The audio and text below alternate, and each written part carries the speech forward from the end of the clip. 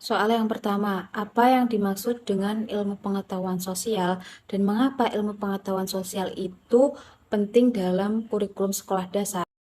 Ilmu pengetahuan sosial merupakan sebuah ilmu yang dimana kita bisa mempelajari tentang bermacam-macam aspek kehidupan manusia, masyarakat, dan interaksi sosial. Di dalam ilmu pengetahuan sosial, kita bisa mempelajari tentang sosiologi, antropologi, ilmu politik, ekonomi, sejarah, psikologi, dan geografi manusia. Pengetahuan sosial itu mengontrol bagaimana warga tercipta, bagaimana hubungan sosial, meningkatkan kebijakan politik, dan menguasai dinamika sosial yang mempengaruhi kita dalam kehidupan sehari-hari. Ilmu pengetahuan sosial mempunyai kedudukan yang berarti dalam kurikulum sekolah dasar, karena yang pertama yaitu untuk membantu anak menguasai dunia sosial.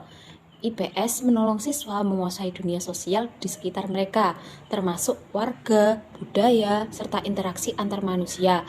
Hal ini dapat menolong mereka meningkatkan pemahaman yang lebih dalam tentang wilayah sekitar mereka, serta menghargai keberagaman sosial. Yang kedua, keahlian hidup. Yang dimaksud di sini itu pengetahuan sosial mengarahkan keahlian yang berguna seperti berpikir kritis, pemecahan permasalahan, serta analisis.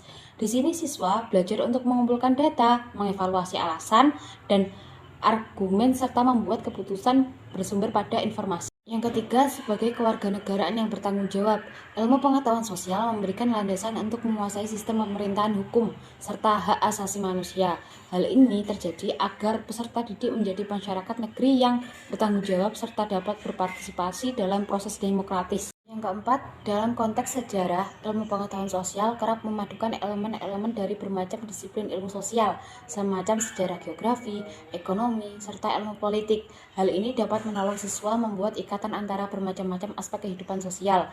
Yang keempat, sebagai persiapan guna menghadapi masa depan, pengetahuan serta uraian tentang isu-isu sosial yang ada di kompleks semacam pergantian iklim serta konflik global merupakan penting untuk peserta didik yang hendak menghadapi tantangan lingkungan di masa yang akan datang. Soal yang kedua, sebutkan dan jelaskan 4 komponen utama dalam pembelajaran ilmu pengetahuan sosial MI atau SD. 4 komponen utama pendidikan ilmu pengetahuan sosial di jenjang sekolah dasar yaitu 1. Tujuan. Tujuan pendidikan IPS di jenjang sekolah dasar berguna untuk membagikan pengetahuan serta penjelasan tentang kebenaran serta materi yang wajib diingat serta dilaksanakan guna meningkatkan pemahaman akan tanggung jawab dan dalam bermasyarakat, berbangsa, serta bernegara. Yang kedua, modul. Modul pendidikan IPS pada jenjang sekolah dasar meliputi seperangkat peristiwa, kenyataan, konsep, serta generalisasi yang berkaitan dengan manusia, tempat, lingkungan, waktu berkelanjutan, serta perubahan dan sistem. Yang ketiga, strategi pendidikan. Strategi pendidikan untuk pendidikan IPS di tingkatan sekolah dasar meliputi bermacam tata cara seperti pendidikan ekspositori, pendidikan berbasis inquiry, serta pendidikan berbasis proyek.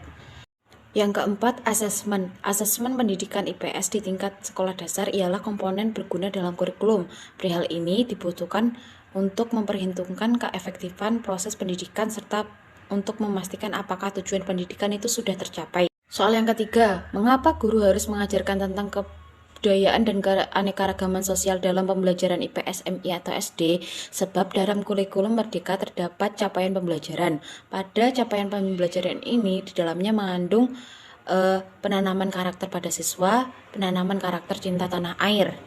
Soal yang keempat, bagaimana berita dan media sosial dapat mempengaruhi pandangan masyarakat tentang isu-isu sosial dan politik. Berita di media sosial sangat bisa mempengaruhi pandangan terhadap isu sosial dan politik apabila narasi yang dibangun sangat meyakinkan para pemerhati ataupun pembaca berita. Pasti akan terpengaruh dan bisa termakan isu tersebut. Misalnya masalah politik saat ini, ketika seorang di-framing dengan sangat buruk ataupun sebaliknya, pasti pembaca yang kurang teliti atau masih awam gampang terpengaruhi dengan berita miring tersebut. Soal yang kelima, praktekkan dan analisislah pembelajaran dalam kelas mulai dari pendekatan strategi, metode, dan teknik. Di sini saya akan menggunakan pendekatan kontekstual dengan strateginya berbasis masalah dan metodenya metode ceramah dan diskusi, serta tekniknya tanya jawab. Proses pembelajaran diawali dengan guru mengucapkan salam. Setelah pengucapan salam dilanjutkan dengan pembacaan doa dan dilanjutkan dengan pengecekan kehadiran siswa. Bisa sedikit ditambahkan ice breaking. Ketika sesi pembelajaran dimulai, guru bisa menjelaskan tentang materi, yaitu lingkungan alam. Lingkungan alam itu kan ada dua, lingkungan alam buatan maupun lingkungan alam alami. Itu bisa dijelaskan. Guru bisa juga menyajikan video tentang lingkungan alam tersebut. Lanjutkan dengan guru membentuk kelompok. Nah, di setiap kelompok itu disajikan soal apakah manfaat lingkungan alam dan lingkungan alam buatan tersebut. Setelah itu, siswa bisa berdiskusi tentang soal tersebut.